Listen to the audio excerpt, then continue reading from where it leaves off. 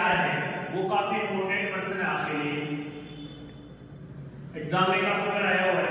तो इसमें एचसीएफ दे दिया, कितनी संख्या है इसमें, देखो ब्रैकेट में 2 संख्याएं हैं, इस ब्रैकेट में जो है इसका मतलब हुआ है संख्याएं, और ये जो दिया गया है 9, ये अपने को एचसीएफ दिया है। अब यहाँ पर एलसीएम, इन दो संख्याओं का एलसीएम अपने को क्या करना है, ज्ञात करना है।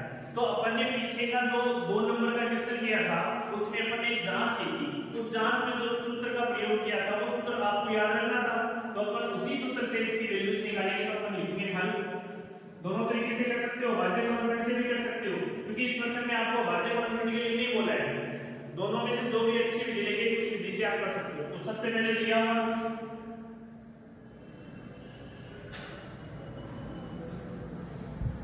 आपको 2 संख्याएं, 2 संख्याएं कौन कौन सी हैं, 306 और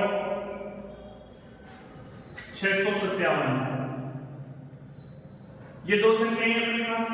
अब इन दो संख्याओं का एचसीएफ कितना दिए गए, एचसीएफ 306, 657 का एचसीएफ दे दिया आपको बच्चों 9।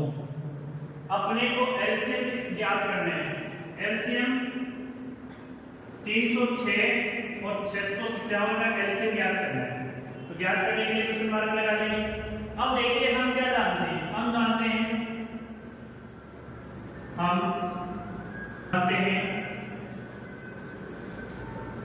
कि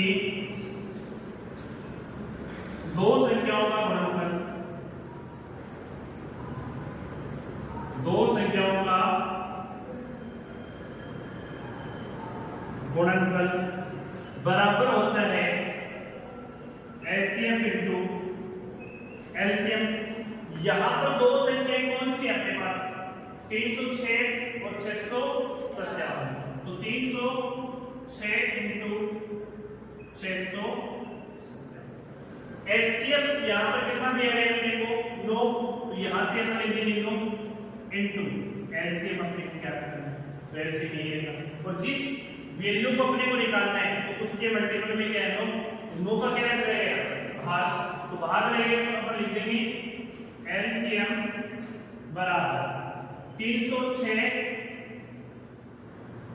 इंटू 657 बटे 9। अब देखिए जैसे ही अपने इसको काटेंगे तो अपने पास वैल्यू आ सकती है, देखो 6 0 6 आएंगे, फिर 3 9 हो जाएंगे, और नीचे अपने पास 9 है, तो इसका मतलब इसमें 9 की विभाजकता हो सकती है और 3 की विभाजकता भी इसमें लग सकती है।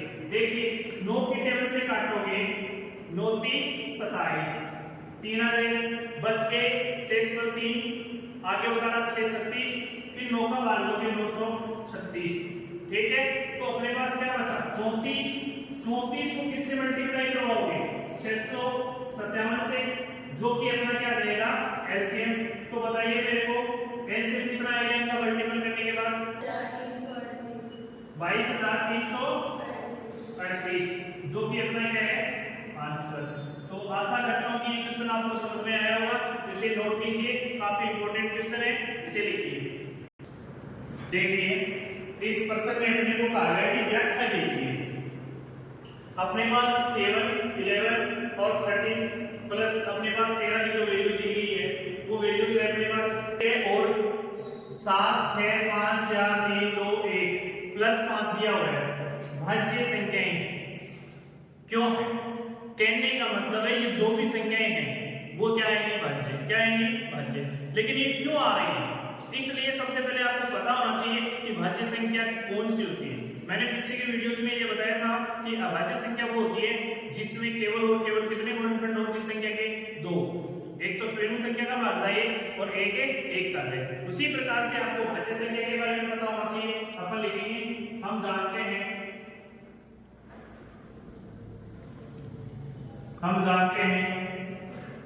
कि भाज्य संख्या के गुणनखंड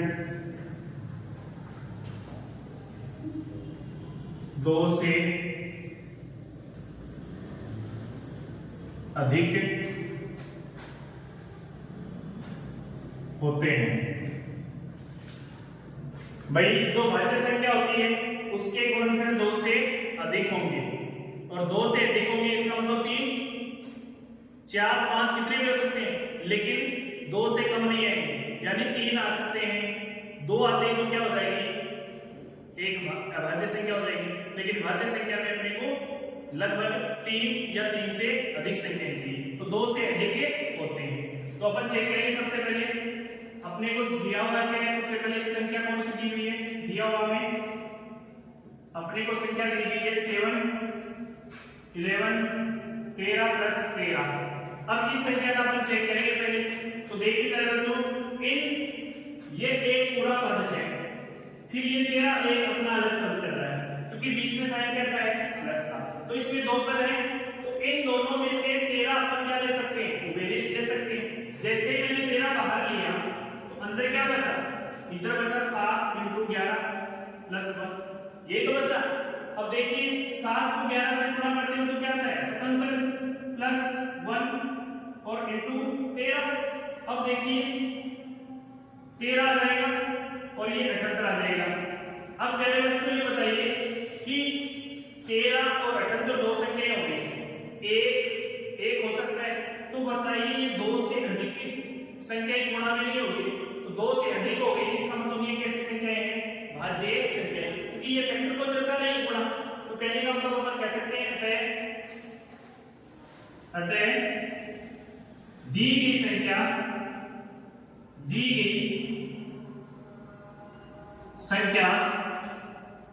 के 2 से अधिक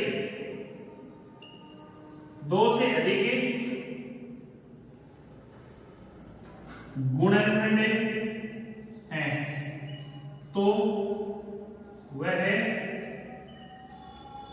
भाज्य संख्याएं हैं।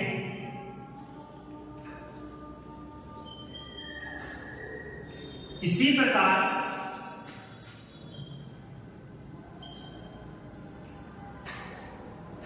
प्रकार अपने को दूसरी संख्या क्या दी गई, 7 से लेके उल्टे क्रम में 1 तक दी गई है, फिर प्लस में 5 जोड़ा गया है, तो उसको भी लिखेंगे अपन।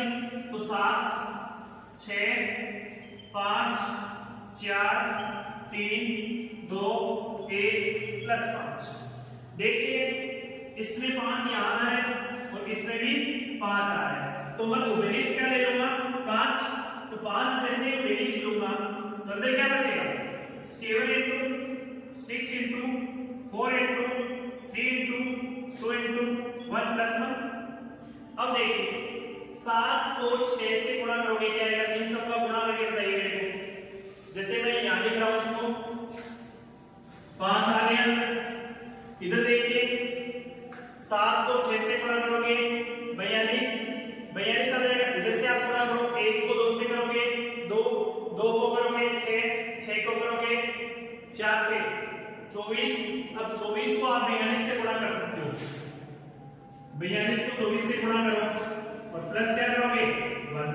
तो अपने पास वैल्यू क्या आ रही है, इसकी वैल्यू बताओ, इसको गुणा करने पे 1008 सही है, 1008 आएगी इसकी, ठीक है।